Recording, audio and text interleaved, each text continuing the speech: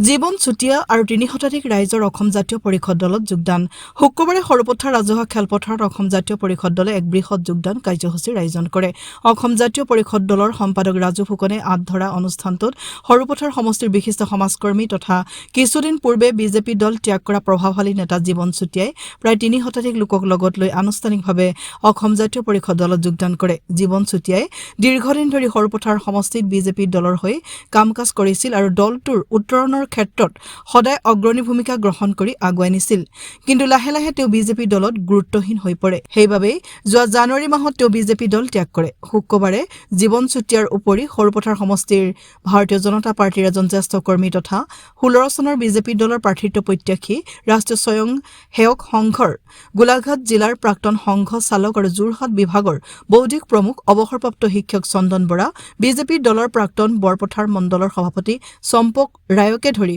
আন ৰাজনৈতিক দলৰ বহুকেইজন পুৰণি কৰ্মী আৰু কেইবাটাও সংগঠনৰ বিষয়ববীয়ে আনুষ্ঠানিকভাৱে অসম জাতীয় পৰিষদ দলত যোগদান কৰে যোগদান কাৰ্যসূচীত অসম জাতীয় পৰিষদ দলৰ সভাপতি লুৰিণজ্যোতি গগৈ কাৰ্যকৰী সভাপতি ৰাজেন গোহাঁই আৰু সম্পাদক জগদীশ ভূঞাকে আদি কৰি কেন্দ্ৰীয় নেতৃবৃন্দ উপস্থিত থাকে যোগদান কাৰ্যসূচীত দলটোৰ সভাপতি লুৰিণজ্যোতি গগৈয়ে উদাত্ত ভাষণ আগবঢ়ায় আৰু দলটোত যোগদান কৰা সকলোকে আঞ্চলিক দলটোলৈ স্বাগতম জনায়